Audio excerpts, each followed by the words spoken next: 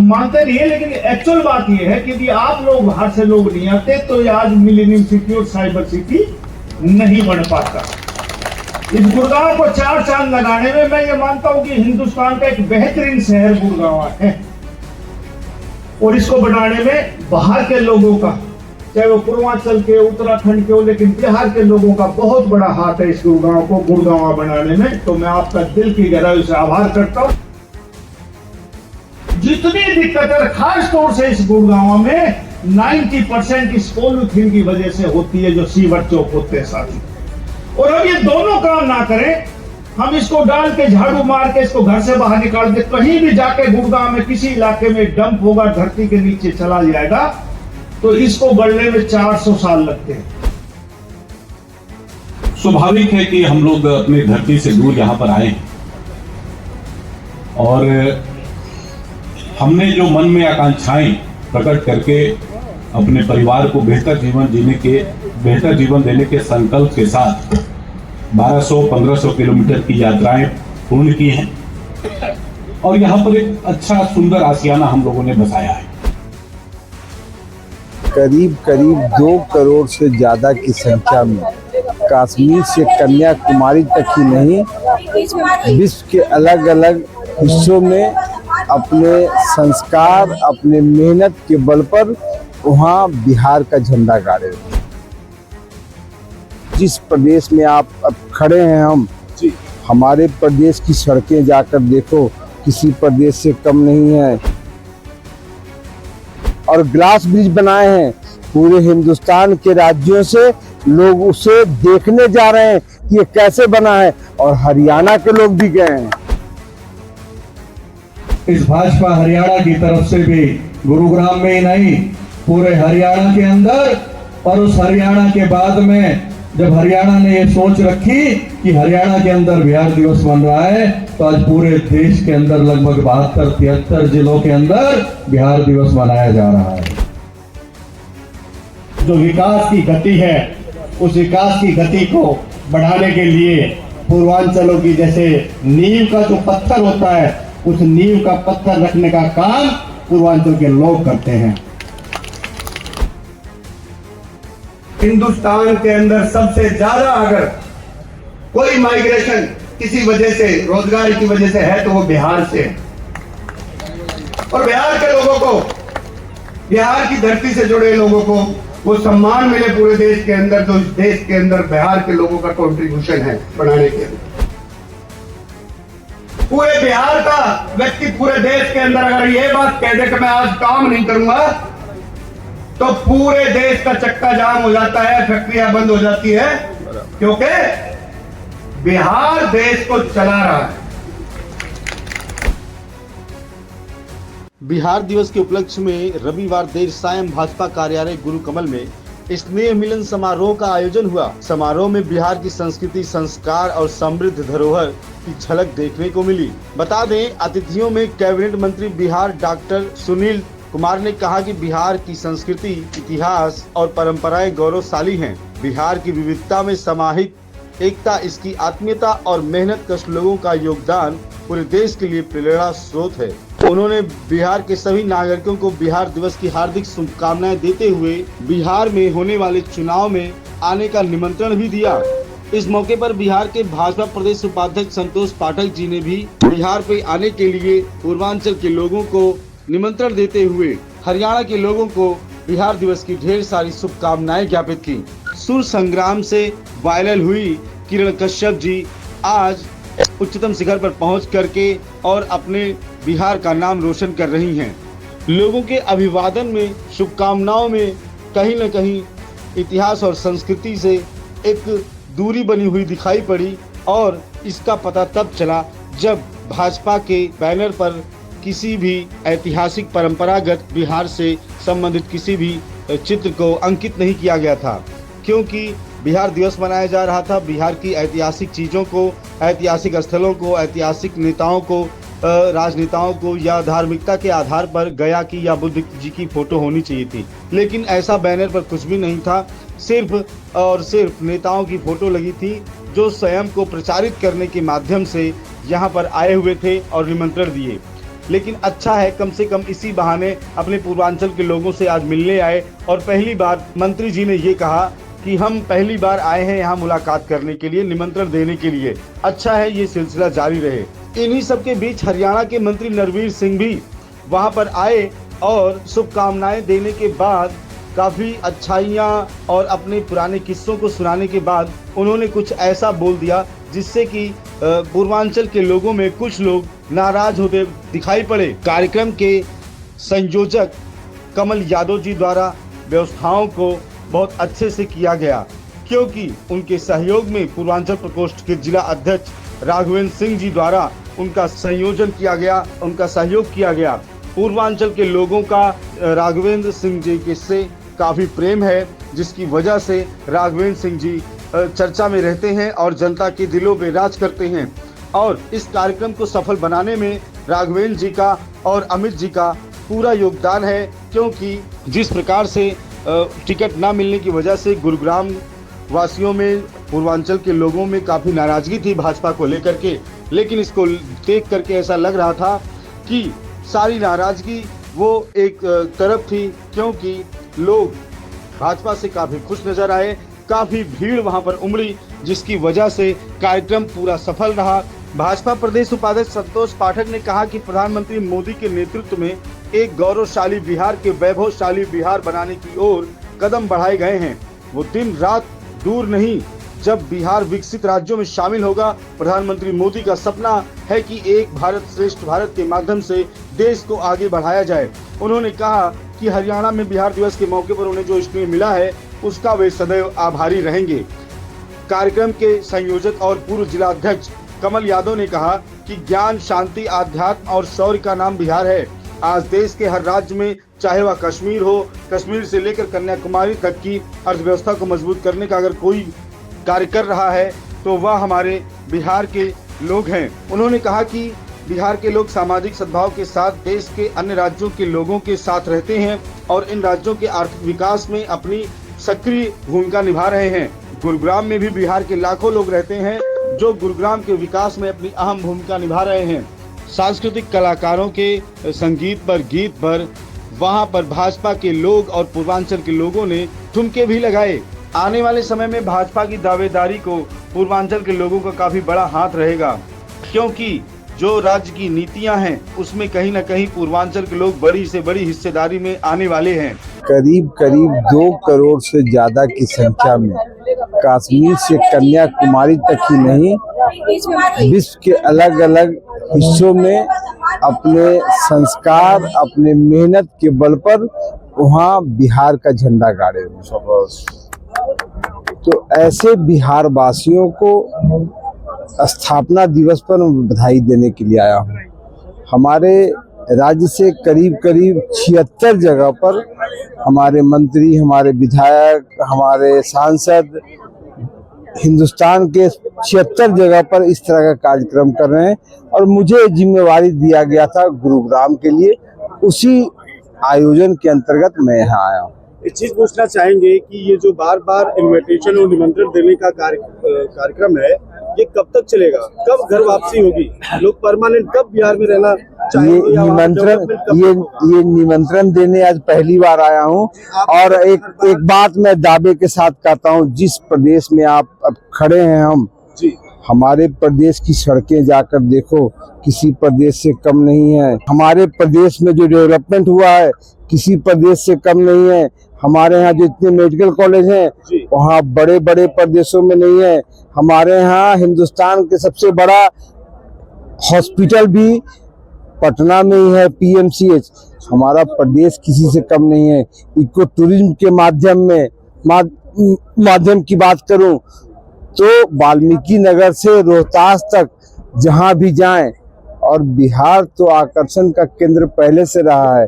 और राजगीर में जो हम नेचर सफारी और ग्लास ब्रिज बनाए हैं, पूरे हिंदुस्तान के राज्यों से लोग उसे देखने जा रहे हैं कि ये कैसे बना है, और हरियाणा के लोग भी गए हैं। जितनी बड़ी संख्या में हम लोग बैठे हैं, ये आवाज अभी राजीव चौक तक भी नहीं गई, दिल्ली तक भी नहीं गई, बिहार तक पहुंचानी है। भारत माता की, दोनों हाथ उठा करके, भारत माता की, भारत माता की। बहुत बहुत धन्यवाद। मंच पर विराजमान बिहार सरकार में मंत्री और आज के इस कार्यक्रम के मुख्य अतिथि जो विशेष रूप से कल शाम से ही हम सब के बीच में हैं और हम सब का मार्गदर्शन करने के लिए, हम सबको एक नई ऊर्जा देने के लिए और आगे की किस प्रकार से बिहार और हरियाणा मिलकर के एक ऊर्जा के साथ में काम करें, इस सब के लिए हमारे बीच में पहुंचे आदरणीय डॉक्टर सुनील कुमार जी हरियाणा के अंदर पहुंचे हैं। इस गुरुग्राम की पावन धरा पर आप पहुंचे हैं, मैं आपका हार्दिक स्वागत करता हूं, अभिनंदन करता हूं। उनके साथ में भाई संतोष पाठक जी जो प्रदेश के उपाध्यक्ष हैं बिहार के भाजपा के, वो भी कंधे से कंधा मिलाकर के उनके साथ में मजबूती के साथ में खड़े हैं और हमारा मार्गदर्शन कर रहे हैं। आपका भी हार्दिक स्वागत और अभिनंदन है। महिला मोर्चा की प्रदेश की अध्यक्ष आदरणीय उषा हम सबका मार्गदर्शन हमेशा करते हैं और इस कार्यक्रम में प्रदेश के सह संयोजक भाई राजकुमार कटारिया जी, मेरे साथ जिले के महामंत्री और इस कार्यक्रम में सह संयोजक भाई रामवीर भाटी जी, हमारे गुरुग्राम हार्दिक स्वागत करता हूं, अभिनंदन करता हूं। साथियों, मुझे याद है अभी माननीय मंत्री जी कुछ दिन पहले हरियाणा दिवस था और उस हरियाणा दिवस के कार्यक्रम को बिहार के लोगों ने बहुत ही अच्छे रंग चाव के साथ में आप लोगों ने उसको मनाया था देवीलाल स्टेडियम के अंदर। और उसी दिन तय कर लिया था कि जब बिहार दिवस होगा तो एक भव्य कार्यक्रम इस भाजपा हरियाणा की तरफ से भी गुरुग्राम में ही नहीं पूरे हरियाणा के अंदर, और उस हरियाणा के बाद में जब हरियाणा ने ये सोच रखी कि हरियाणा के अंदर बिहार दिवस बन रहा है तो आज पूरे देश के अंदर लगभग 72-73 जिलों के अंदर बिहार दिवस मनाया जा रहा है। साथियों, ये भारतीय जनता पार्टी की खूबसूरती है जो एक भारत श्रेष्ठ भारत के नेशन फर्स्ट पार्टी लास्ट इस बिहाफ पे चलती है। भारतीय जनता पार्टी का ही कार्यकर्ता है जो केवल और केवल देश के लिए काम करता है, और जब देश की बात आती है तो विपक्ष के लोग कहते हैं कि ये राजनीति करते हैं। लेकिन जब कहीं भी चर्चा होती है और भारत मां के नारे लगते हैं तो कहने की जरूरत नहीं है, केवल और केवल ये लगती है कि भारतीय जनता पार्टी का ही कार्यकर्ता होगा, कहीं ना कहीं नारे लगा रहा होगा। साथियों, आज हम माननीय मंत्री जी को सुनने के लिए आए हैं, आदरणीय पाठक जी को सुनने के लिए आए हैं, क्योंकि मुझसे पूर्व वक्ताओं ने तकरीबन बहुत सी बातें हम सबके बीच में रखी हैं, लेकिन जो अंतिम वक्ता होता है उसके पास बोलने के लिए बहुत ज्यादा चीजें बचती नहीं है। तो मैं सारी चीजें माननीय मंत्री जी और पाठक जी के लिए छोड़ता हूं ताकि उनका मार्गदर्शन आज हमें मिले। मैं आपका पुनः हार्दिक अभिनंदन करता हूं और साथ साथ ये भी कहना चाहूंगा कि जिस सौहार्द के साथ में हम गुड़गांव के अंदर रहते हैं और जिस मजबूती के साथ में हरियाणा और बिहार और पूर्वांचल हर त्योहार को इकट्ठे होकर के मनाता है, इसी प्रेम को हमें आगे बढ़ाना है। इसी प्रकार से इस नव भारत को, विकसित भारत को, जो मोदी जी का सपना है उसको साकार हम सब ने मिलकर के करना है। और इस गुरुग्राम को 4 चांद लगाने का काम आप सब लोगों ने आज से ही नहीं वर्षों से किया है। ये गुरुग्राम उसी प्रकार से और आगे बढ़ता रहे। आप सबका आशीर्वाद और प्रेम इस गुरुग्राम के ऊपर और इस गुरुग्राम के सभी निवासियों के ऊपर बना रहे। इतनी ही बात मैंने कहनी थी। मैं पुनः आप सबका हार्दिक अभिनंदन और स्वागत करता हूं, और स्वागत के साथ साथ संयोजक होने के नाते एक बात और कहूंगा कि इस कार्यक्रम के बाद भोजन की भी व्यवस्था है, हम सब लोग इकट्ठे भोजन करके भी जाएंगे। जय हिंद, जय भारत, बहुत बहुत धन्यवाद।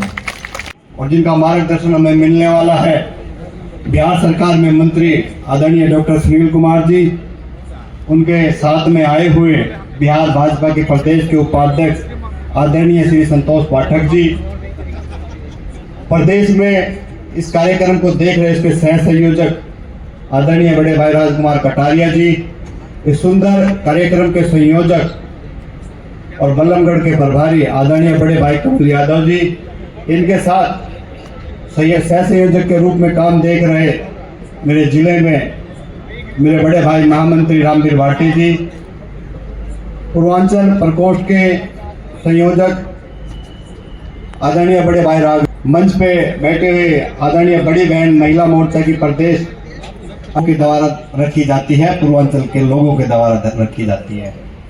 आप किसी भी प्रदेश में चले जाएं, आपको वहां पे पूर्वांचल के जो व्यक्ति है उसकी जो विकास की गति है, उस विकास की गति को बढ़ाने के लिए पूर्वांचलों की जैसे नींव का जो पत्थर होता है, उस नींव का पत्थर रखने का काम पूर्वांचल के लोग करते हैं।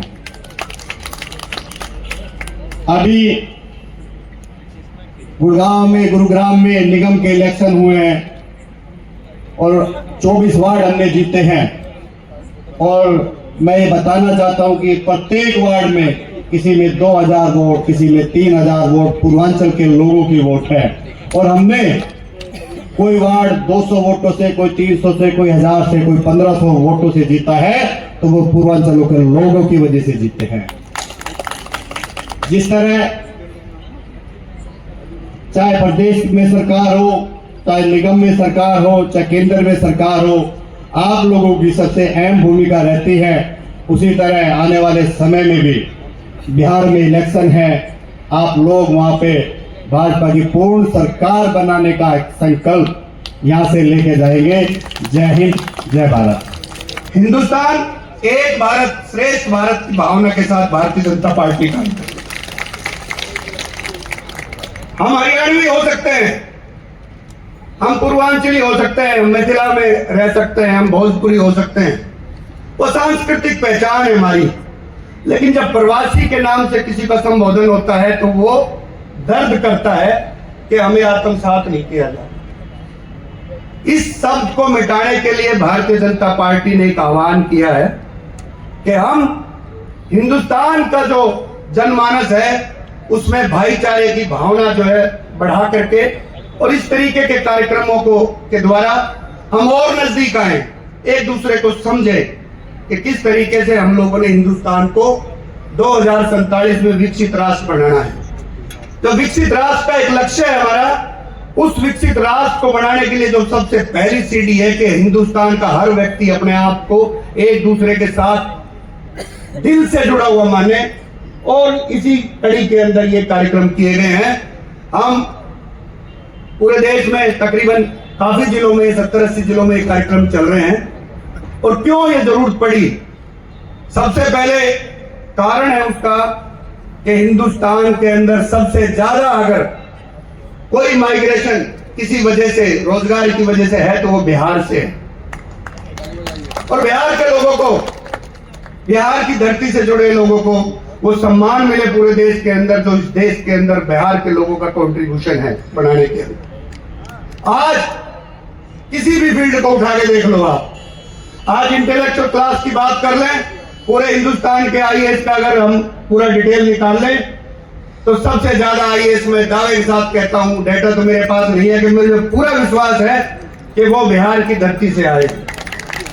आज पूरे बिहार का व्यक्ति पूरे देश के अंदर अगर ये बात कह दे कि मैं आज काम नहीं करूंगा, तो पूरे देश का चक्का जाम हो जाता है, फैक्ट्रियां बंद हो जाती है, क्योंकि बिहार देश को चला रहा है। यह गर्व की बात है। और किस तरीके की संस्कृति है। मेरा राजनीतिक कारणों से पूरे प्रदेश में, आपके बिहार प्रदेश में घूमने का मौका मिला है, और तकरीबन जिले मेरे टिप्स पे भी हैं। इधर से जाएंगे तो हम बक्सर, आरा, और लास्ट वाला जिला भागलपुर है। नीचे से गया और सासाराम से चल करके अगर हम बीच में वैशाली होते हुए जाएंगे तो ऊपर पूर्वी चंपारण है, और उधर जो है मधुबनी है। एक प्रदेश में इतनी संस्कृति किसी प्रदेश में नहीं है। इस तरीके की रिच कल्चर किसी प्रदेश में नहीं है। आप लोगों ने हिंदुस्तान को 5000 साल पहले जब ये संस्कृति शुरू हुई थी, तब पूरी दुनिया का लोहा मनवा लिया था। दुनिया के अंदर जितने धर्म हैं गर्व की बात है कि सब के सब इंपॉर्टेंट वहां पे हुए। आज अगर हम बात करें गुरु नानक देव जी की, उनका जन्म पटना में हुआ, पटना साहिब गुरुद्वारा उनके नाम से है। गुरु गोविंद सिंह जी का 10वें गुरु जो हमारे। और अगर हम बात करें भगवान बुद्ध की, जो उस समय में धर्म के नाम पे आडंबर जब घुसा हमारे धर्म के अंदर, तो उसको सुधारने के लिए एक आह्वान हुआ, तो वो भगवान बुद्ध की धरती से बुद्ध के रूप में हुआ अवतार, और उसने पूरी दुनिया में यहां से एक आवाज करके पूरी दुनिया के अंदर भेज दी।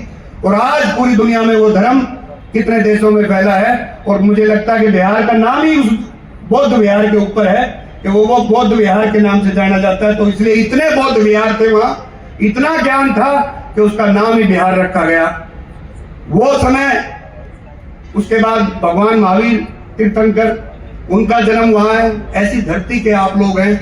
और हमारी सीता मैया, जिसको ये पूरा हिंदुस्तान माँ के नाम से कहता है, और वो जो भगवान श्री राम जी की पत्नी थी, मिथिला की रहने वाली थी। मिथिला को वो गौरव प्राप्त है कि पूरी दुनिया में राम के ऊपर कोई कुछ कह नहीं सकता। मिथिला की महिलाएं उन राम को भी ताना दे सकती हैं आज भी, ये आपको गौरव प्राप्त है।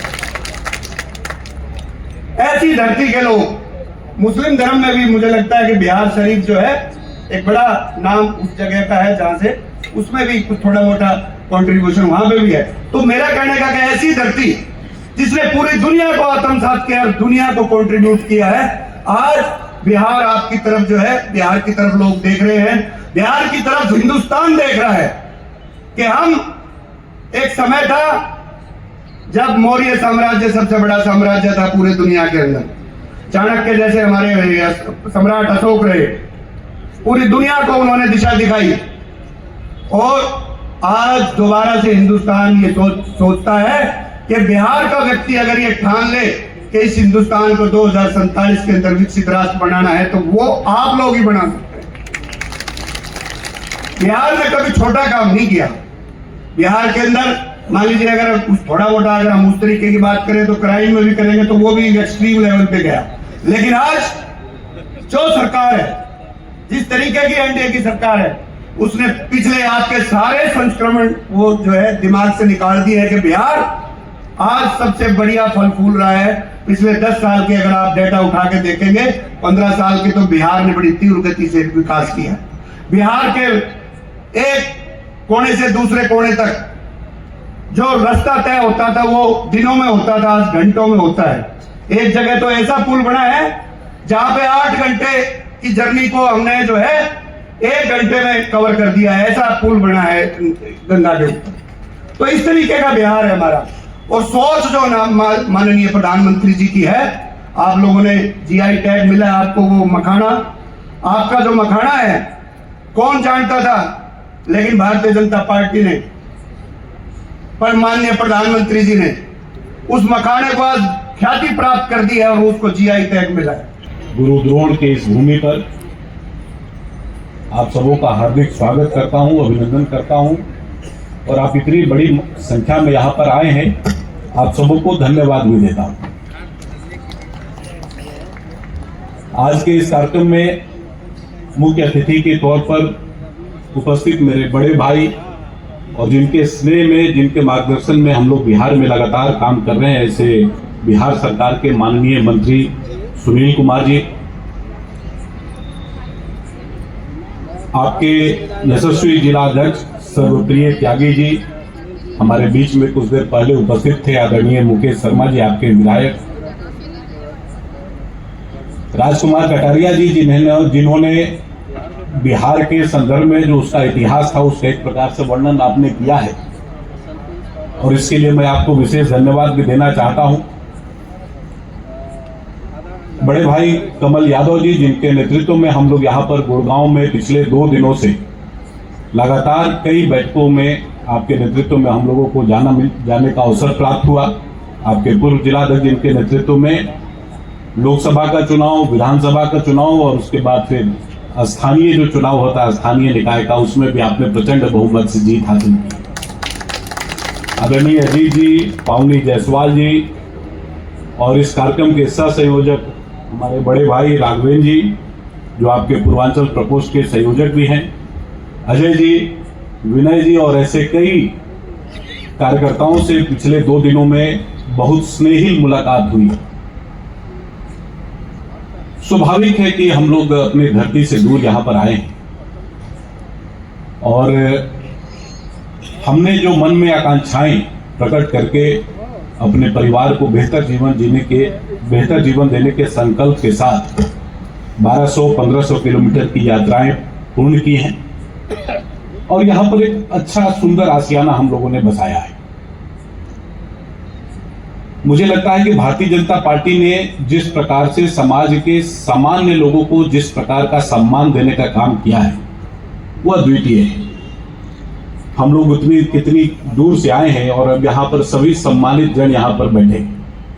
आप सबों को यहाँ पर देखने के बाद मुझे अपना थोड़ा सा वो पुराना दिन, जब हम लोग भी ऐसे धक्के खाते हुए कभी दिल्ली आए थे, वो दौर भी याद आता है।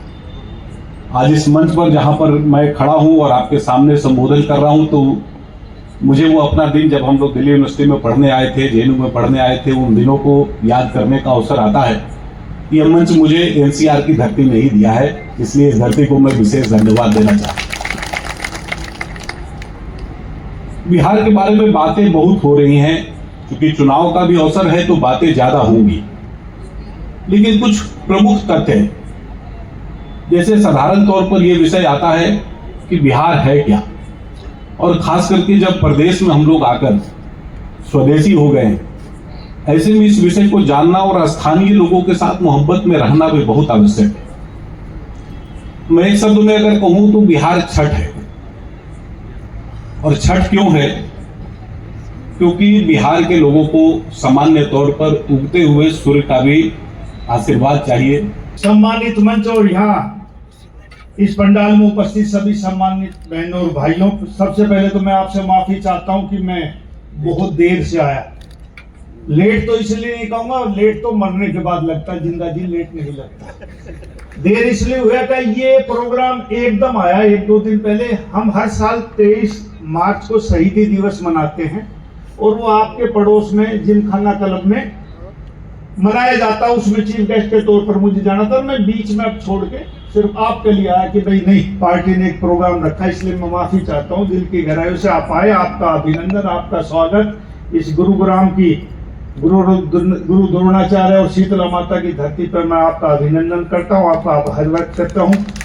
और ये भी मेरा कर्तव्य है कि आप भी फॉरेस्ट और इन्वायरमेंट मिनिस्टर हैं, मेरे पास भी ये महकमे हैं, तो एक खुली होने के नाते आपका इस गुड़गांव की धरती पर आपका बहुत बहुत आभार। और साथियों, मेरे से पहले डॉक्टर साहब ने बहुत सी बिहार के बारे में बातें बताई। ये ठीक है कि हम कई बार हीन भावना से बिहार की जिक्र करते हैं, लेकिन डॉक्टर साहब जब से हमने होश संभाला है, ये गुड़गांव एक छोटा सा गुड़गांव था। इसकी आबादी मुश्किल से 30,000 थी। और जब हम गांव से आया करते, सन 70, 71, 72 की बात है, मैं नैनीताल पढ़ता था, यहाँ आता था स्कूल में, पिताजी हमारे मिनिस्टर थे, गुड़गांव रहते थे, तो माँ से कह के आते कि माँ हम छावनी जा रहे। इसको गुड़गांव कोई नहीं बोलता था। आहिस्ता आहिस्ता यहाँ मारुति कंपनी आई, DLF रियल एस्टेट में आज तो हजारों कंपनियां हैं, और ये छावनी से गुड़गांव, गुड़गांव से मिलेनियम सिटी और साइबर सिटी, और अब तो सरकार ने भी नाम इसका गुरुग्राम कर दिया।